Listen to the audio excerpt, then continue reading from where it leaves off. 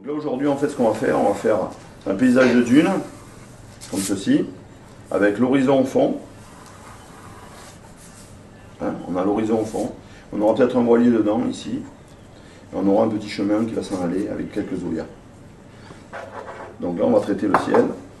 On va déposer de l'eau, donc technique humide. Je dépose de l'eau.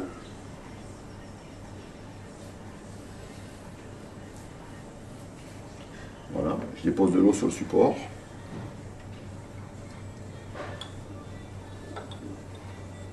Voilà.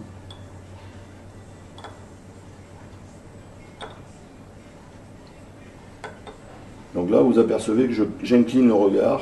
Pourquoi? Pour voir où j'ai oublié des zones au niveau de l'eau.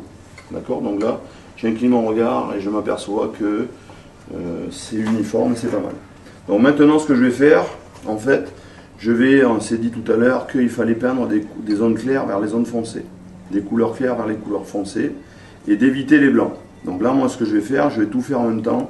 Je vais essayer de peindre le ciel et les nuages tout en même temps. Donc comment je fais? Je dépose la couleur. Les cheveux. Je dépose la couleur. Voilà. Et je vais essayer d'éviter où je vais mettre les nuages. Vous voyez? J'ai déjà préparé les emplacements où vont être mes nuages. Donc là, je trouve que le ciel est un peu pâle. Donc qu'est-ce que je fais? Pardon. Souvent, je tombe dans le café. C'est une déformation professionnelle. Dans le thé ou le café. C'est impressionnant. Et donc là, je vais remettre un peu de couleur dans mon bleuté. Hein, voilà. Voilà.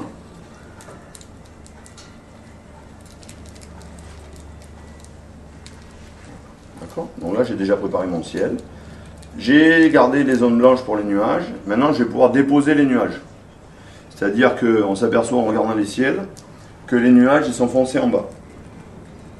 D'accord. Donc comme ils sont foncés en bas, je vais déposer la couleur sur le bas du ciel, du nuage. D'accord, voilà. Donc de quoi je compose en principe le nuage? Très souvent de terre de sienne et une couleur qu'on appellera teinte neutre, qui est un bleu transparent, un noir transparent en fait, qui va me permettre de déposer sur la partie basse du nuage des variations de couleurs. Voilà. Ok, donc là on a fait un ciel assez simple, hein, pas trop complexe, avec juste deux teintes. Voilà. Voilà. Donc ensuite on veut faire les dunes. Donc on s'aperçoit que les dunes ça va être très souvent du terre de sienne, de l'ocre jaune, hein, avec une pointe de rouge au niveau de la teinte. Donc qu'est-ce que je fais? Je vais commencer à préparer les zones que je vais mettre, où je vais mettre tout ce qui est feuillage. Donc là, par contre, tu ne mouilles pas avant. Hein. Je le fais en technique, ça c'est pour montrer les techniques. C'est pour montrer les deux techniques. D'accord. Voilà. Donc là je dépose un peu de couleur, hein, de façon très légère. Savoir qu'ici ça migre un peu. Pardon, ça migre un peu ici. Migrer ça veut dire qu'une couleur va dans une autre. Donc ce que je fais, j'assèche mon pinceau. Et là, au lieu de mettre de la couleur, il va l'absorber. Il va faire comme un aspirateur. Voilà. Il va enlever l'eau, il va enlever la couleur. Voilà, il fait un effet contraire en fait. Et donc cela, je vais travailler en superposition de couleurs, comme on a dit tout à l'heure. Donc j'ai des jaunes, ici, j'ai des terres de sienne. Voilà. Je vais venir déposer un peu de couleur. Je travaille assez vite pour vous montrer.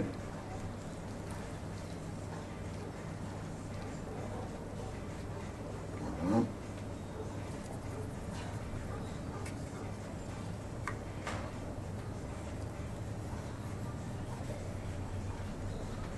Un petit chemin.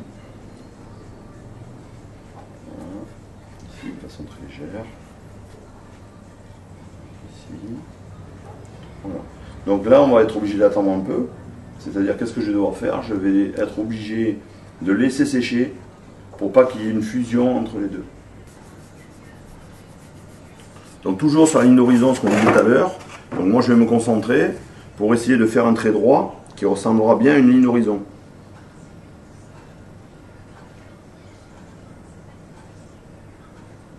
Voilà, et ensuite je vais pouvoir remplir.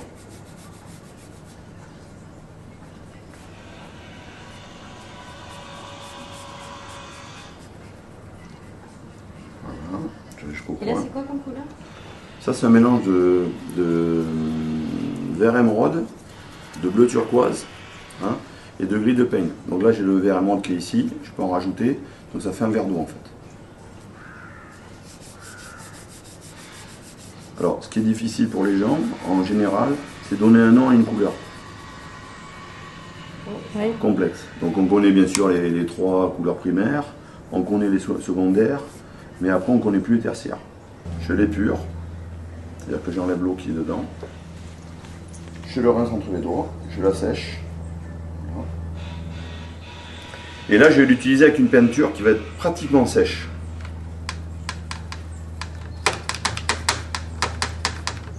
Et je vais venir déposer cette peinture pratiquement sèche sur la dune. Et là, on va faire un effet brossé qui ressemblera à des zoyas dans les dunes. D'accord? Donc si je veux en faire plein, je continue à brosser là. Voilà. Donc on passe par-dessus. Hein. On sait qu'on recouvre avec les teintes plus foncées les couleurs claires. Il y a une priorité, savoir d'où vient l'ombre et d'où vient la lumière. Donc qu'est-ce que je choisis? Je choisis en fait que la lumière vienne d'ici. Donc les ombres, elles sont ici. D'accord? Donc la lumière, je la symbolise avec une chose, la chose suivante. C'est pas compliqué, je fais une ampoule. Théorique, l'ampoule. Donc on sait que la lumière vient d'ici. Donc l'ombre, elle sera diamétralement opposée, elle sera ici.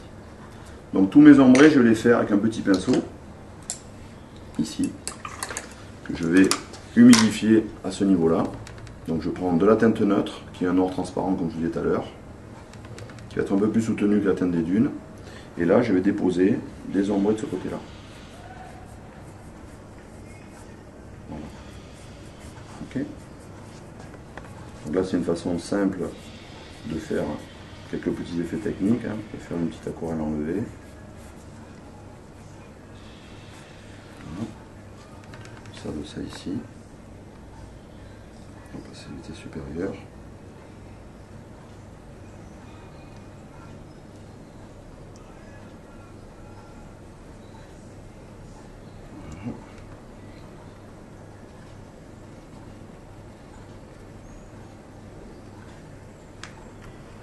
Voilà, donc là on s'aperçoit qu'on a les effets d'ombré sur la dune, assez intéressant.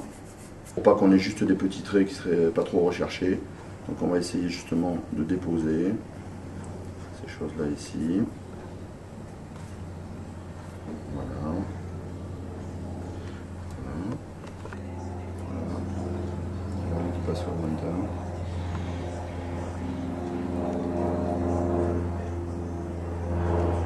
Voilà.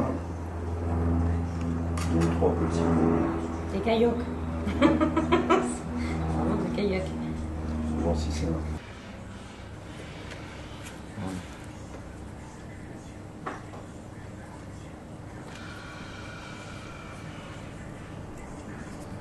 Comme ça.